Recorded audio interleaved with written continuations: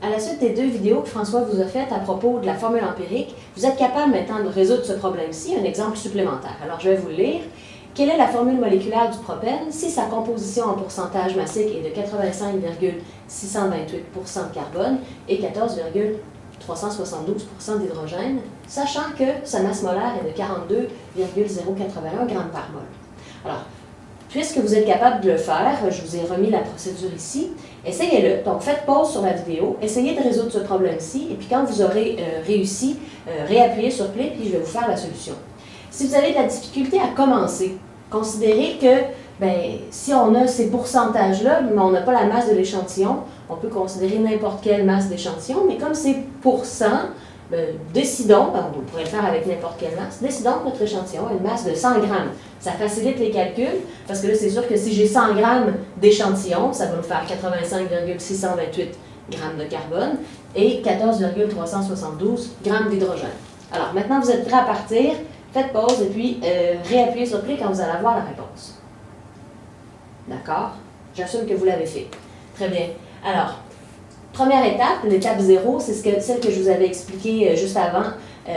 On va considérer qu'on a 100 grammes d'échantillon, donc 100 fois ce pourcentage-là, on a 85,628 grammes de carbone et on a 14,372 grammes d'hydrogène.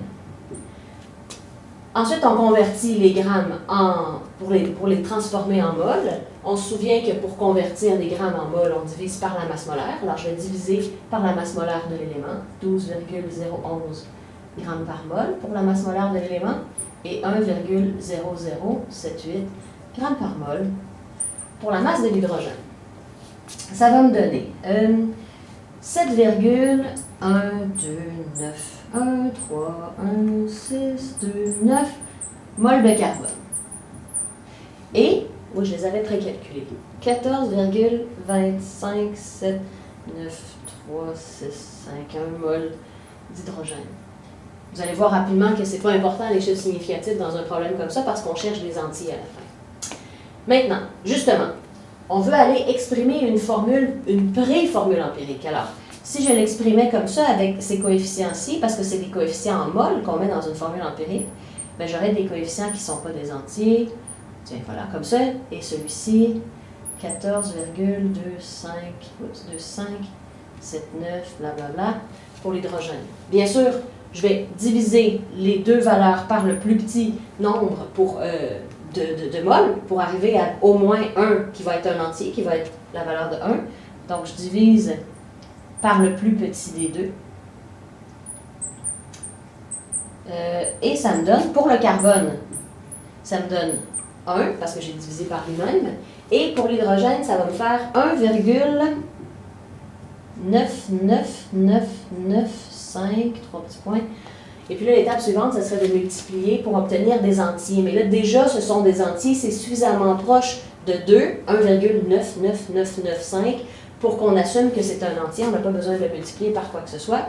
Alors, ma formule empirique serait CH2. Ça, c'est pour la formule empirique. Maintenant, quand on veut aller chercher la formule moléculaire, pour aller chercher la formule moléculaire, il faut continuer ici. Donc, je vais diviser la masse molaire de la formule moléculaire par la masse molaire de la formule empirique. Qu'est-ce que ça veut dire? La masse molaire de la formule moléculaire, elle est donnée dans le problème ici. Ça, c'est la masse molaire de la formule moléculaire.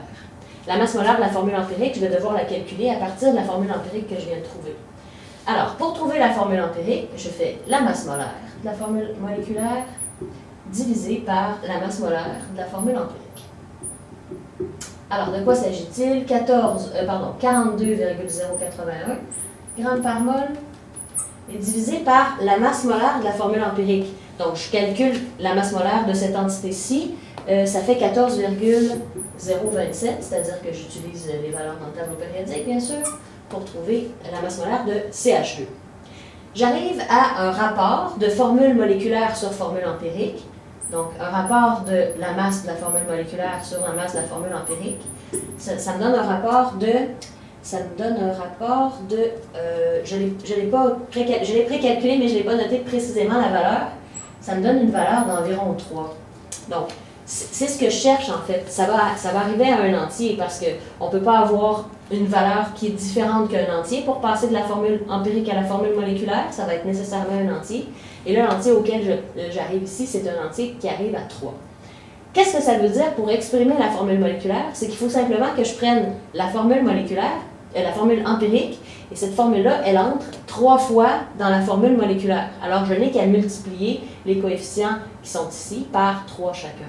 Alors, la formule moléculaire, elle est 3 fois la formule empirique. Alors, ça fait C3H6, et c'est la formule moléculaire du propène.